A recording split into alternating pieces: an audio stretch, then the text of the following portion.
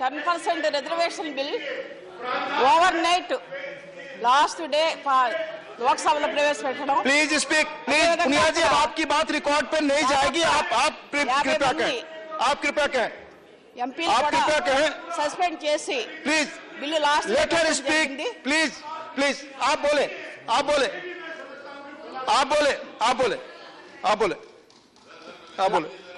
ఆఖరి రోజున అడావుడిగా last day మరి లోక్సభలో ఈ బిల్లు పెట్టడం అనేది, ఎందుకంటే ఈ బిల్లుని మేము అందరూ సపోర్ట్ చేస్తాం తెలుగుదేశం పార్టీ, కానీ 50 మందిని తెలుగుదేశం పార్టీ అలాగే ఏడీఎంకే వాళ్ళని కూడా 50 మంది ఎంపీలని సస్పెండ్ చేసి, ఎందుకంటే తెలుగుదేశం పార్టీ ఆంధ్రప్రదేశ్కి ప్రత్యేక హోదా కావాలి, అలాగే పార్లమెంటు సాక్షిగా 18 అంశాలు ఏవైతే పెట్టారో అవన్నీ నెరవేర్చాలని అడిగినందుకు దాదాపుగా 4 days వాళ్ళు సస్పెండ్ చేయడం జరిగింది।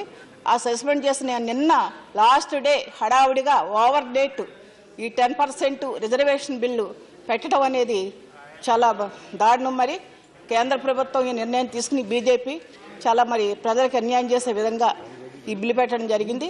ముఖ్యంగా పార్లమెంట్లో రాజ్యసభలో ఆల్రెడీ మహిళా బిల్లు ఉంది, అదేవిధంగా కాపు రిజర్వేషన్ బిల్లు కూడా ముఖ్యమంత్రి గవర్నర్ చంద్రబాబు నాయుడు గారు కాపు కమిటీ రిజర్వేషన్ పెట్టి అలాగే 1000 కోట్లు బడ్జెట్ పెట్టి దాదాపుగా కాపు రిజర్వేషన్ బిల్లు చేసి ఇక్కడ పార్లమెంట్లో పెట్టడం జరిగింది।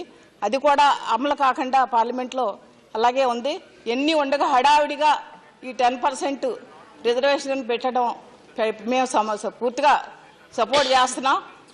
అదేవిధంగా మహిళా బిల్లుని అలాగే కాపు రిజర్వేషన్ బిల్లుని ఆంధ్రప్రదేశ్ న్యాయం జరిగే విధంగా ప్రత్యేక హోదా ఈ పార్లమెంట్ సాక్షిగా ఏవైతే పెట్టారో 18 అంశాలు నెరవేర్చాలని మేము ఈ పార్లమెంటు ఈ సమావేశాలు అడగటం జరుగుతుంది।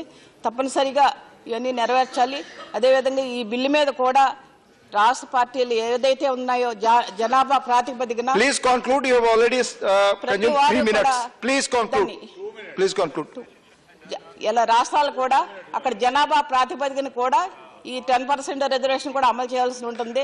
హడావుడిగా ఓవర్నైట్ ఈ బిల్లు పెట్టి ఏదో ఎలక్షన్ కోసం అన్నట్టుగా ఎలక్షన్ మిఠాయిలు పంచిపెట్టినట్టుగా ఈ బిల్లు గందరగోళ పరిస్థితి తెచ్చినట్టు అయింది।